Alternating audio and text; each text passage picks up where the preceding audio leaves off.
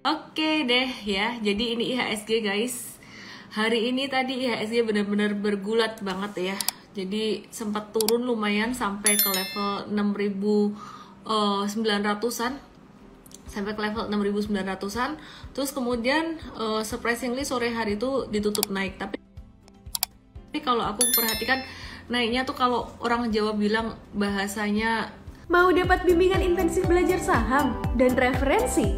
Bisa tanya jawab secara intensif?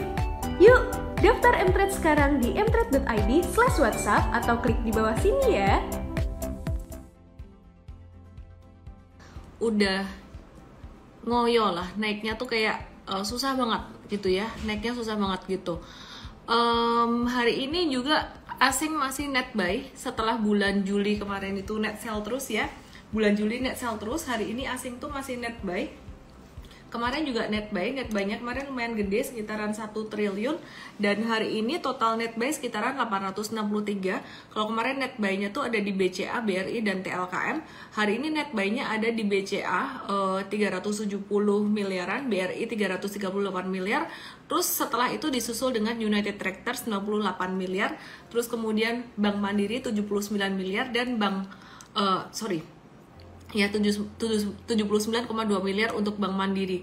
Nah terus hari ini tadi juga saham-saham kayaknya yang aktif tadi dari saham Big Cap, TLKM, BMRI, BBNI, BBCA kemarin kita juga udah sempat bahas.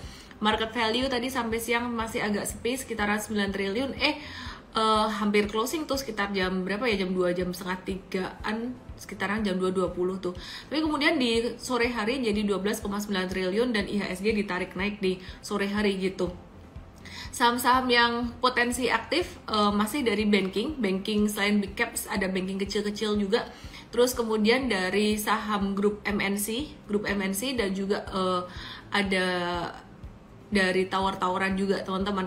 Nah jadi kalau kita perhatikan hari ini tadi aku start dari Big Cap perbankan dulu ya. Dari Big Cap perbankan dulu, Sido teman-teman ada yang mau bahas Sido? Oke, nanti aku bahas Sidonya. Oke, jadi ini BCA hari ini tadi naik lagi, tapi naiknya candlenya udah doji gini. Jadi jangka pendek udah rawan banget profit taking, siap-siap untuk ada koreksi normal sampai mungkin ke level 7350 sampai 74-an gitu ya. Jadi kalau saran aku sih jangan dihajar di atas sih ya, ini udah rawan profit taking gitu. Terus kemudian untuk Bank Mandiri yang hari ini asing masih net buy. Ini technical rebound jangka pendek aja, dan kayaknya juga untuk jangka pendek ini udah agak-agak ketinggian gitu ya, meskipun jangka panjangnya masih sangat oke sekali. Jadi masuk mode wait and see lagi nih, jangan dihajar dulu ya teman-teman. Terus Bank Rakyat Indonesia juga sama, meskipun asing masih net buy tapi ini secara harian udah agak ketinggian. Jadi istilah kata tuh mungkin beberapa hari ke depan bisa ada koreksi normal gitu. Nah kemudian bentar ya.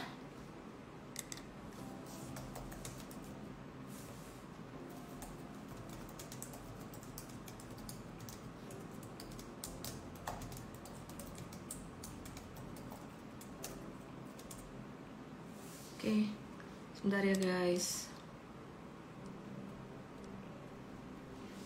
Oke.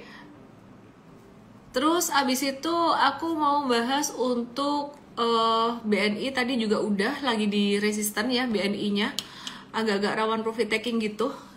Jadi jangka pendek wait and see dulu deh guys. Ini meskipun candlenya ini disebut dengan candle bullish harami. Bullish harami itu tanda reversal, sebenarnya reversal dari turun terus jadi naik. Tapi berhubung dia udah naik beberapa hari, keluar bullish harami di sini kita justru malah harus agak hati-hati karena dia di resisten juga di sini. Ya, jadi dia gagal membentuk higher high gitu. Jadi gagal membentuk candle yang lebih tinggi dari candle hari sebelumnya, dan hari ini volumenya lebih kecil daripada volume jatuh kemarin. Jadi justru malah wait and see gitu. Oke, terus kemudian tower dulu lah, kata Visa jalan-jalan, ntar ya.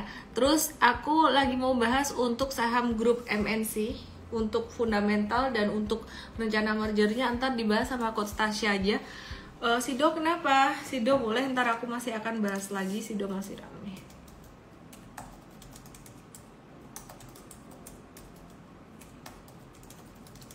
Oke. Guys, aku malam hari ini kayaknya nggak lama ya guys ya. Aku apa ya, capek tadi habis perjalanan panjang gitu. Ada lipstiknya. Habis perjalanan panjang gitu terus kayaknya agak oyong-oyong ini. Padahal di mobil juga cuman diem aja duduk, tapi agak oyong-oyong gitu. Apa ya bahasanya? Oke, ini BMTR. BMTR-nya hari ini naik lagi nih, boleh dibeli nggak gitu. Kalau misalkan tadi kamu beli ya masih ada upside sih, sekitaran sampai 500 sampai 520-an tuh masih bisa untuk BMTR. Cuman kalau misalkan besok naik lagi tuh udah nggak worth it untuk dikejar. Nah, instead of BMTR sebenarnya yang cukup menarik justru malah MNC. Kenapa? Untuk MNCN ini malah dia masih berada di area supportnya gitu. Jadi kita bisa watch untuk MNCN ini kalau misalkan ada pantulan dalam jangka pendeknya gitu. Bahkan kalau misalkan dia kena di area support 965 pun ini juga masih layak untuk kita watch. Kenapa? Karena dia turun dengan volume kecil, kemarin naik dengan volume tinggi gitu. Jadi MNCN ini masih layak untuk watch gitu. Oyong-oyong apa ya? Oyong-oyong tuh kayak geliyang gitu. Oyong-oyong.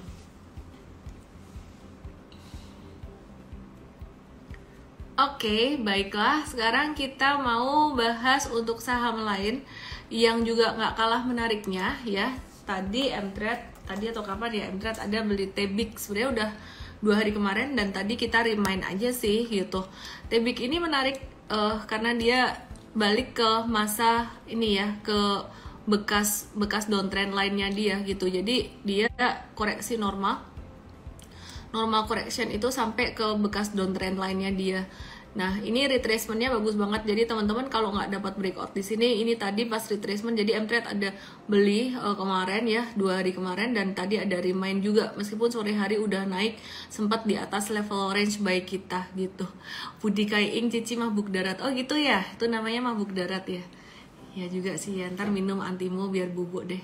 Oke, jadi Tebik ini menarik ya. Terus kayaknya dia kalau menguat sampai ke 3240, 3250 tuh kayaknya nggak susah deh.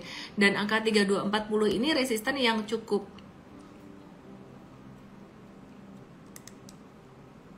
Nih. Oyong-oyong tapi tetap kinclong, bisa aja Valerie. Oke. Nih ya, 3240 nih resisten lumayan kuat nih. Jadi di 14 atau 13 Desember 2021 ini lumayan tinggi di sini. Dan kalau misalkan breakout dari 3240, dia bakalan bisa menuju sampai ke 3400 gitu. Bisa sampai 3400 next resistennya. Jadi ini Tebik, petanya Tebik kayak gini. Kita ngelihat sih Tebik secara fundamental menarik gitu.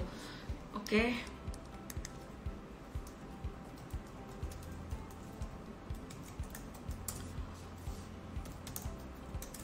Oke, sekarang aku mau lihat Tower. Jadi Tebik menarik, Tower juga menarik.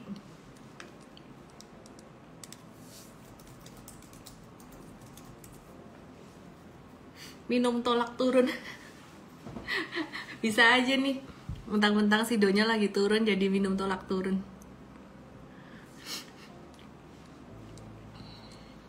Oke, Towernya dia lagi konsolidasi, normal consolidation. Dia lagi bergerak dalam range sideways-nya 1135 sampai dengan resistennya di 1210. Dia bakalan zigzag di sini terus. Cuman di sini zigzagnya dia patternnya cakep ya. Jadi ada bentuk cup and handle kecil gitu. Cuman aku lihat masih akan sideways ya. Bahkan masih bisa sampai ke 1135. Hopefully sih enggak. Hopefully dia cuma sampai 1160 aja terus mantul. Karena kalau misalkan ini turun di bawah 1160, pattern cup and handle-nya jadi failed gitu ya. Jadi kata kuncinya kalau kita mau ngelihat tren bagus atau enggak tuh sebenarnya mengenali high and low ini sih. Kalau misalkan di atas high, dia naik di atas gunungnya ini bagus, tapi kalau dia turun di bawah low atau jurangnya ini artinya nggak bagus gitu ya. Jadi untuk TOWR dia masih bergerak dalam range 1135 sampai 1210. Kalau breakout dari 1210 terdekat bisa ke 1250. Petanya kayak gini. Ini 1210, next 1250, terus kemudian bisa ke 1400-an, disclaimer on. Kalau 1400 mungkin butuh waktu selama beberapa bulan ke depan. Oke, tapi aku ngelihat dua ini antara Tebik dan juga Tower ini cukup bagus. Entel ntar dibahas sama Coach Afif aja. Bentar ya.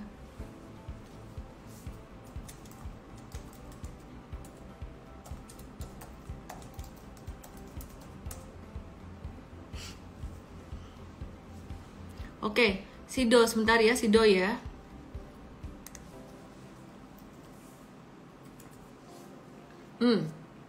Sido muncul. Bluebird. Oke, Bu Diana. Teddy Poladra sesuk wayahe SMBR. Ya wes lah. Oke, aku mau kasih info dulu teman-teman. Yang mau jadi coach Mtrade, masukin lowongan ke hr@mtrade.id. Syarat nomor 1, rajin nonton IG live aku. Enak toh?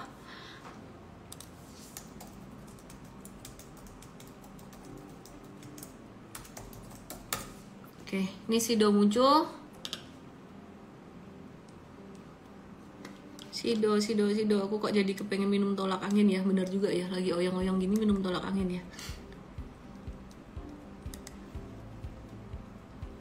Oke, Sido breakdown dari level support 800, kita cari support berikutnya di sini. The next support ada di sekitaran level 770, tapi hari ini teman-teman dia turunnya volumenya kecil, volumenya udah mengecil 2 hari ini, jadi kayaknya besok sih masih bisa turun, tapi turunnya nggak banyak gitu. Jadi buat teman-teman yang mau long term investing bisa nampung gitu ya, jadi bisa nampung di sini sekitaran 755 sampai 775 lah. Nah ini yang saya maksud pentingnya melihat candle intraday gitu. Sebentar ya teman-teman ya, jangan pergi dulu ya, aku mesti ada perlu lihat. Aku mau ganti wifi sebentar.